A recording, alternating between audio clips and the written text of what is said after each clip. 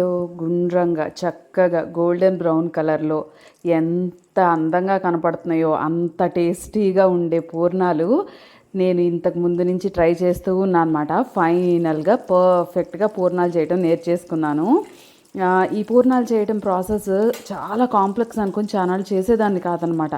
తర్వాత చిన్న చిన్న టిప్స్ అండ్ ట్రిక్స్తో ఫాలో అయి చేస్తే సూపర్గా కుదురుతున్నాయి. దీనికోసం ముందు ఒక కప్పు శనగపప్పుకి 2 కప్పులు నీళ్లు యాడ్ చేసుకొని 4 విజిల్స్ వచ్చే వరకు కుక్ చేసుకున్నాను. అవి చక్కగా మెత్తగా శనగపప్పు కుక్ అయిపోతుంది అనమాట. కావాలంటే మెదుపుకోవచ్చు, లేదంటే మిక్సీలో వేయచ్చు.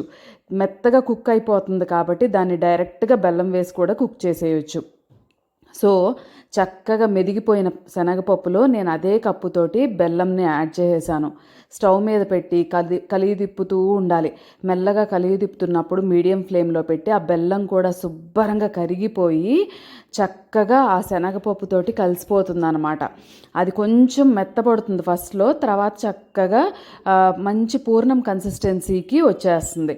ఇదే టైంలో మీరు డ్రై నట్స్ వేసుకోవచ్చు, లేదంటే నెయ్యితో పాటు ఎండు కొబ్బరి వేసుకోవచ్చు.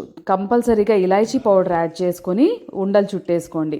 తర్వాత చక్కటి దోసపిండి ముందు బాగా బీట్ చేసి ఉప్పు వేసేసుకోండి. తర్వాత చక్కగా అలా డిప్ చేసి ఇలా ఇందులో వేసేయటమే. ఇంకా పెద్ద లాజిక్ ఏం లేదు, ఆలోచించక్కర్లేదు. ఎక్కడ కూడా దోసల పిండి కొంచెం గట్టిగా రుబ్బుకుంటే చాలు. ఎక్కడ కూడా లీకేజ్ అవ్వటము, ఊజ్ అయిపోయి లోపల ఉన్న పూర్ణం బయటికి రావడం అలాంటిది జరగదు.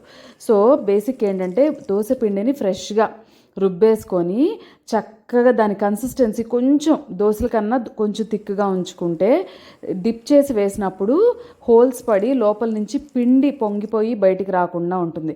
చూసారు కదా, గోల్డెన్ బ్రౌన్ కలర్లో పూర్ణాలు గుండ్రంగా వచ్చినాయి, తోకలు అవి రాకోకుండా. చక్కగా మీడియం ఫ్లేమ్లో కుక్ చేసుకోండి. అవి అలా కుక్ అయినప్పుడు లోపల ఉన్న పూర్ణం కూడా చక్కగా ఈ పిండితోలానే ఫ్రై అయిపోయి సూపర్ టేస్టీగా కుదురుతాయి అన్నమాట. చూపిస్తున్నాను చూడండి. ఇలా తెంపి తీసినప్పుడు పైన ఎంత క్రంచీగా ఉంటుందో లోపల పూర్ణం అంత సాఫ్ట్గా ఉంటుంది. సో దీనికి బెస్ట్ కాంబినేషన్ ఏంటంటారేమో, నెయ్యి వేసుకోండి. చక్కగా పూర్ణాన్ని అలా హోల్ చేసి దాంట్లో నెయ్యి వేసుకొని ఆ నెయ్యి కరిగే లోపల తినేయాలి. అమృతంలా ఉంటుంది, నోట్లోకి వెళ్తుంది ప్రతి బైట్. ఒకప్పుడు నేను పండగలకే స్పెషల్ అనుకునేదాన్ని, ఇప్పుడు ఎప్పుడు స్పెషలే, ఈజీగా చేసుకోవచ్చు కాబట్టి. నచ్చిందా? సబ్స్క్రైబ్.